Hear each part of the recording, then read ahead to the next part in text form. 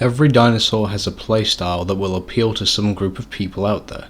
No matter what patch has been out, there has always been a decent enough spread of every playable across most servers, and as long as a server is full, you're guaranteed to be able to run into each of them, apart from one of course. Even in the times where it was played more than twice per day, it was picked a lot less than all of the other playables. There are three main reasons for this, and it all ties in with the reason that people played Dryo in the first place. Pteranodon was added into the game, which was much easier to explore and travel the map with, making that side of Dryo less effective as something did it a lot better. Chases became far more dangerous because of the nerfs to its speed and agility, which also makes messing with people harder, which both Hypsy and Terra now obviously do better for multiple reasons, including that. And because its damage was nerfed, which made bullying and killing juvies a lot more difficult, which was half of the reason anybody ever played it.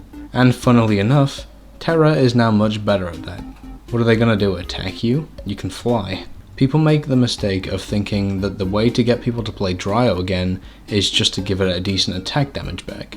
Now I'm certain that would help, of course it would, but it wouldn't do enough, and considering there's a good chance that Gallia is coming in as one of the next few playables, it's going to be overshadowed either way. Dryo needs something to make it different, not just a worse Galli that can't eat eggs. It needs its own role in the ecosystem. But Shifty, they're gonna give it Burrowing. Shut the fuck. A lot of people that look past Dryo's Chad jawline think of a rabbit type animal, one that utilizes burrows to escape predators as it's in a pretty sticky predicament otherwise. Why Dryo though?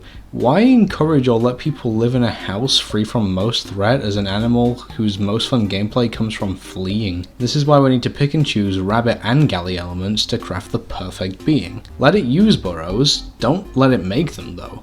It should be able to utilize the burrows of other smaller animals and kick them out if needs be, so it isn't just constantly making them or escaping into them mid-chase. They should be an occasional positive with the benefits of the other animal's food and home instead of the whole gameplay experience. Another rabbity type thing we should give it is a kick, better damage. No, a 120 kilogram animal should not be fleeing from an underdeveloped ratty carnivore child barely half its weight. It should boot it in the face, cause that's cringe. Imagine a 6 foot tall rabbit kicking you with its back legs. That would definitely hurt, and cocky players should never be going unpunished. Now this is all good and cool and whatnot, but now let's get into the spiciest, likely controversial idea. You remember that little thing back in Update 2? It let you communicate with other players of different species that you were grouped with, and thank god it got deleted, but I'm bringing it back just this once. Interspecies local chat.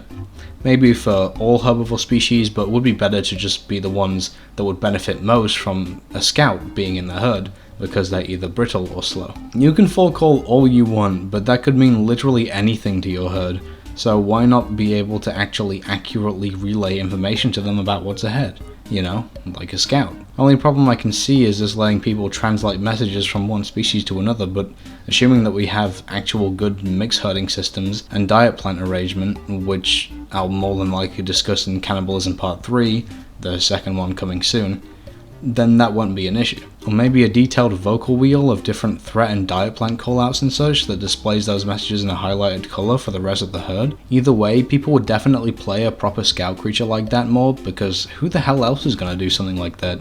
You can argue that maybe then it's worth giving back the burrow, making so that a Dryo could express the threat, burrow near the herd to stay safe and wait for the heat to die down, but I think it still works just fine the other way, though it perhaps won't hurt giving them both options.